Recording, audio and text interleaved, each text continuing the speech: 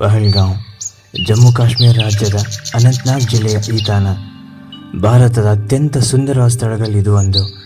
ಹಚ್ಚ ಹಸಿರು ಮರಗಿಡಗಳು, ಹಿಮದಿಂದ ಆವೃತವಾದ ಬೆಟ್ಟ ಗುಡ್ಡಗಳು.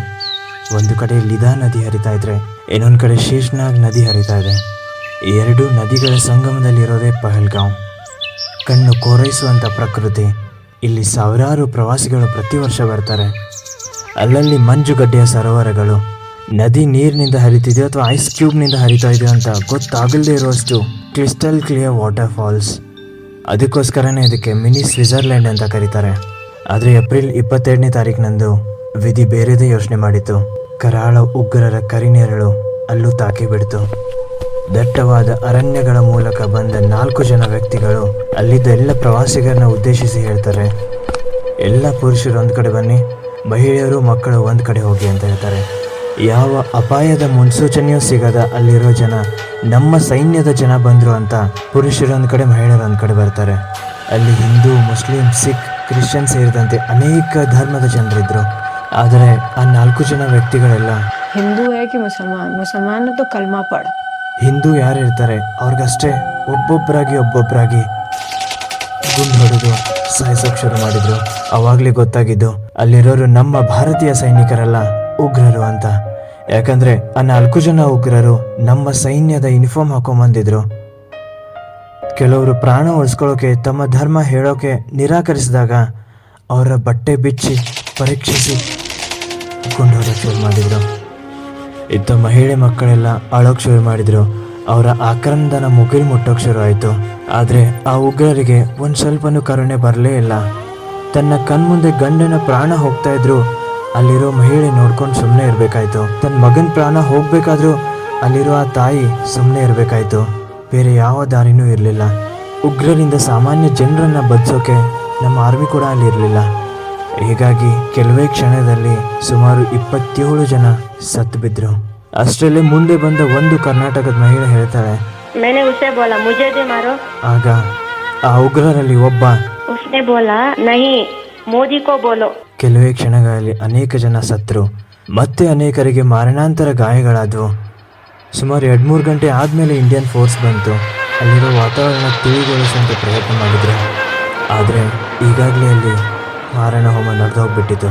ಹೇಡಿ ಉಗ್ರರೆಲ್ಲ ಅಲ್ಲಿಂದ ತಪ್ಸ್ಕೊಂಡು ಹೋಗ್ಬಿಟ್ಟಿದ್ರು. ಪಹಲ್ಗಾಂವ್ ಎಷ್ಟು ಸುಂದರವಾಗಿದೆ, ಅಷ್ಟೇ ದುರ್ಗಮವಾಗಿದೆ. ಸುತ್ತಲೂ ದಟ್ಟವಾದ ಅರಣ್ಯ ಇದೆ. ಆ ಹೇಡಿ ಉಗ್ರರೆಲ್ಲ ಅಲ್ಲಿಂದ ಆರಾಮಾಗಿ ತಪ್ಸ್ಕೊಂಡು ಹೋಗ್ಬಿಟ್ರು. ಸುಮಾರು 20ಕ್ಕೂ ಹೆಚ್ಚು ಜನರನ್ನ ಆಸ್ಪತ್ರೆಗೆ ಸೇರಿಸಲಾಯಿತು. ಉಳಿದ ಮೃತದೇಹಗಳನ್ನೆಲ್ಲ ಕೆಳಗಡೆ ತಗೊಂಡ್ಬಂದ್ರು. ಹೀಗೆ ಸತ್ತವರಲ್ಲಿ ಒಬ್ಬರು ಮದುವೆ ಆಗಿ ಜಸ್ಟ್ 3 ದಿನ ಆಗಿತ್ತು. ಮತ್ತೊಬ್ರು ಪ್ರಮೋಷನ್ ಸಿಕ್ಕಿ 1 ವಾರ ಆಗಿತ್ತು. ಮತ್ತೊಬ್ಬರದು ಗೃಹ ಪ್ರವೇಶ ಆಗಿ 5-6 ದಿನ ಆಗಿತ್ತು. ಯಾವುದೋ ಕಾರಣಕ್ಕೋಸ್ಕರ ವಿಶ್ರಾಂತಿ ಪಡೆಯಲು ಪ್ರಕೃತಿಯ ಮಡಿಲಲ್ಲಿ ಬಂದ್ರೆ ಶಾಶ್ವತವಾಗಿ ವಿಶ್ರಾಂತಿ ಪಡೆಯುವಂತಾಯ್ತು. ಈ ಘಟನೆ ಆದ ಕೆಲವೇ ಗಂಟೆಗಳಲ್ಲಿ ಪಾಕಿಸ್ತಾನದ 2 ಉಗ್ರ ಸಂಘಟನೆಗಳು, ಲಷ್ಕರ್-ಇ-ತೈಬಾ ಮತ್ತೆ TRF ಸಂಘಟನೆಗಳು ಈ ಘಟನೆಯನ್ನು ತಾವೇ ಮಾಡೋದಾಗಿ ಹೇಳ್ಕೊಂಡ್ರು. ಕೂಡಲೇ ಜಗತ್ತಿನಾದ್ಯಂತ ಈ ಘಟನೆಯ ವರದಿಗಳು ತಲುಪಿದ್ವು. ಅನೇಕ ರಾಷ್ಟ್ರದ ನಾಯಕರು ಸಂತಾಪ ವ್ಯಕ್ತಪಡಿಸಿದ್ರು. ಅನೇಕ ರಾಜ್ಯಗಳು ಸಹಾಯಧನ ನೀಡುವುದಾಗಿ ಹೇಳಿದ್ರು. ಕೆಲವೊಂದು ರಾಜ್ಯದಲ್ಲಿ ಸರ್ಕಾರಿ ಉದ್ಯೋಗ ನೀಡುವುದಾಗೂ ಕೂಡ ಹೇಳಿದ್ರು. ಆದರೆ ಆ ಕುಂಕುಮ ಕಳೆದುಕೊಂಡ ಮಹಿಳೆಯರಿಗೆ ಇಷ್ಟೇ ಸಾಕಾಗಿರಲಿಲ್ಲ. ಭಾರತ ಸರ್ಕಾರ ಇನ್ನೂ ಹೆಚ್ಚಿಗೆ ಏನಾದರೂ ಮಾಡಲೇಬೇಕಾಗಿತ್ತು. ದೇಶಾದ್ಯಂತ ಒತ್ತಡ ಹೆಚ್ಚಾಯಿತು. ಹೀಗಾಗಿ ಸರ್ಕಾರ ಏನಾದರೂ ಮಾಡಲೇಬೇಕಾಗಿತ್ತು. ಪಾಕಿಸ್ತಾನದ ಅನೇಕ ಜನರನ್ನ ಮತ್ತೆ ತಮ್ಮ ದೇಶಕ್ಕೆ ಹೋಗ್ಬೇಕಂತ ಆಜ್ಞೆ ಮಾಡಿದ್ರು. 2 ರಾಷ್ಟ್ರಗಳ ನಡುವೆ ವ್ಯಾಪಾರ ಬಂದಾಯಿತು. ವಾಯು ಮಾರ್ಗವನ್ನ ಕ್ಲೋಸ್ ಮಾಡಿದ್ರು. ಭಾರತ 1960ರಲ್ಲಿ ನಡೆದ ಸಿಂಧೂ ನದಿಯ ಒಪ್ಪಂದವನ್ನೇ ಸ್ಥಗಿತಗೊಳಿಸಿದ್ರು.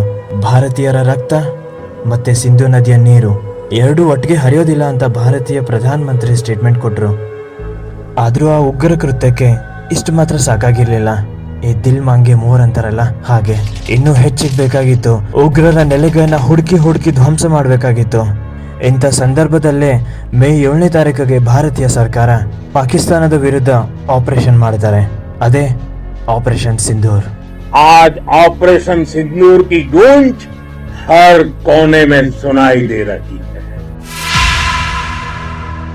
ಮೇ 7ನೇ ತಾರೀಕಿನಂದು ಭಾರತೀಯ ಸೈನ್ಯ ಸುಮಾರು 8 ಲೊಕೇಶನ್ಗಳಲ್ಲಿ 9 ಉಗ್ರರ ನೆಲೆಗಳನ್ನೇ ಮಿಸೈಲ್ ಮೂಲಕ ಧ್ವಂಸ ಮಾಡಿದ್ರು.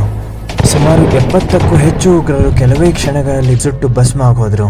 ಇದರಲ್ಲಿ ಜಾಗತಿಕ ಉಗ್ರ ಮಸೂದ್ ಅಜರ್ನ ಫ್ಯಾಮಿಲಿ ಕೂಡ ಸುಟ್ಟು ಭಸ್ಮ ಆಗಿ ಹೋಗ್ಬಿಟ್ಟಿತು. जब भारत के सैनिक मां भारती की जय बोलते हैं तो दुश्मन के कलेजे कांप जाते हैं. ಪಾಕಿಸ್ತಾನ್ಗೆ ಇದು ತಡ್ಕೊಳಕ್ ಆಗ್ಲಿಲ್ಲ. ಭಾರತಕ್ಕೆ ಹೇಗಾದ್ರೂ ಮಾಡಿ ಪ್ರತಿ ಉತ್ತರ ಕೊಡ್ಲೇಬೇಕು ಅಂತ ಅನೇಕ ಡ್ರೋನ್ಗಳನ್ನ ಅನೇಕ ಮಿಸೈಲ್ಗಳನ್ನ ಭಾರತೀಯ ಗಡಿಗಳಿಗೆ ಕಳಿಸಿದ್ರು.